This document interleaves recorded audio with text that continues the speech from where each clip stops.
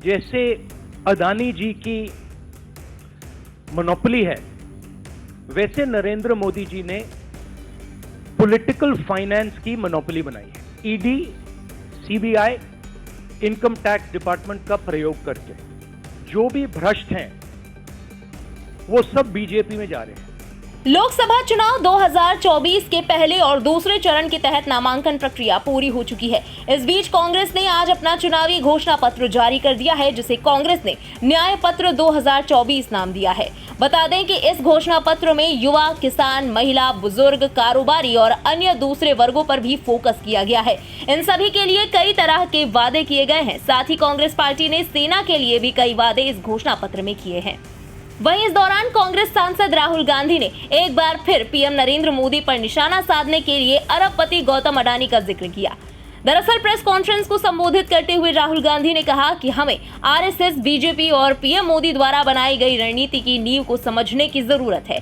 जिस तरह से अडानी का बंदरगाहों, बुनियादी ढांचे और रक्षा में एकाधिकार है, उसी तरह से पीएम मोदी ने ईडी, सीबीआई और आयकर का उपयोग करके राजनीतिक वित्त में एकाधिकार बना लिया है। आरएसएस ने और बीजेपी ने और खासतौर से नरेंद्र मोदी जी ने जो स्ट्रैटेजी बनाई है, उसका फाउंडेशन क्या है, उसकी नींव क्या है, सबसे पहले यह समझना है। नरेंद्र मोदी जी ने जैसे अदानी जी की मोनोपोली है पोर्ट्स पर, इंफ्रास्ट्रक्चर पर, डिफेंस में, वैसे नरेंद्र मोदी जी ने पॉलिटिकल फाइनेंस की मोनोपोली बनाई है। कैसे बनाई है? ED, CBI, income tax department का प्रयोग करके। अगर आप बॉन्ड स्कीम्स को देखें तो उसमें साफ दिख जाता है कि नरेंद्र मोदी जी ने, बीजेपी ने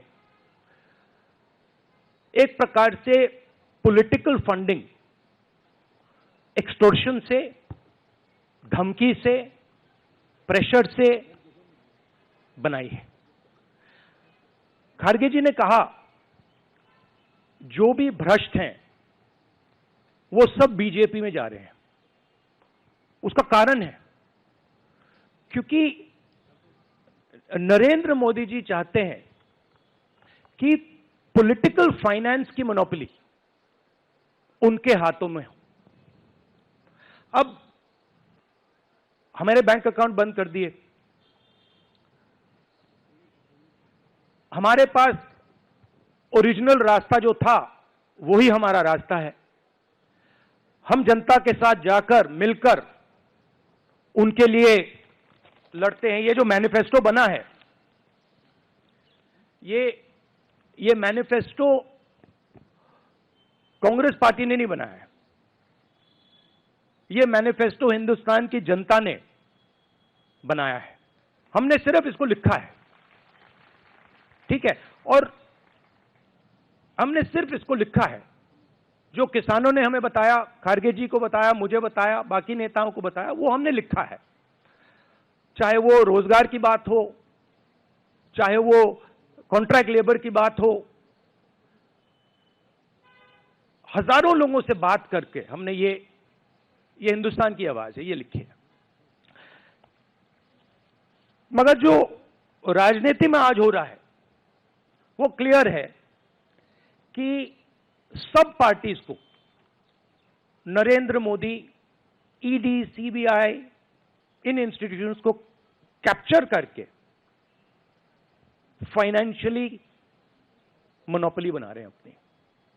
और चुनाव के बाद रियलिटी है कि ये जो फाइनेंशियल मोनोपोली बड़ी इंटरेस्टिंग चीज है, क्योंकि सारा इंफॉर्मेशन, सारा का सारा इंफॉर्मेशन, किससे एक्सटॉर्शन किया है, किसको कॉन्ट्रैक्ट दिया है, कॉन्ट्रैक्ट देने के बाद उसने कितना पैसा दिया है, वो पूरी ब्लूप्रिंट, पूरी की पूरी ब्लूप्रिंट इलेक्टोरल बॉन्ड्स में लिखी हुई है। तो नरेंद्र मोदी जी ने आज नहीं तो कल ऑपोजिशन को पूरी chargesheet, proof sheet electoral bonds के थ्रू पकड़ा दी है। तो इसीलिए थोड़ा टेरर हो रहा है उनको, इसीलिए नंबर निकला है 400 पार। इसलिए ये महाराष्ट्र में हमारे नेता ले जा रहे हैं, हरियाणा में सब जगह हमारे नेता ले जा रहे हैं, क्योंकि इनको लग रहा है कि भैया अगर 400 पार नहीं 180 हो गई, 160 हो गई, 140 हो गई तो नैया पार हो जाएगी। ब्यूरो रिपोर्ट, इंडिया पब्लिक खबर। फिलहाल इस खबर में अभी के लिए बस इतना ही। इस खबर पर आपका क्या कहना है, कमेंट में अपनी राय जरूर बताएं। देश और दुनिया की बाकी खबरों के लिए बने रहें इंडिया पब्लिक खबर के साथ। हमारे YouTube चैनल को सब्सक्राइब करें और बेल आइकन दबाना बिल्कुल ना भूलें।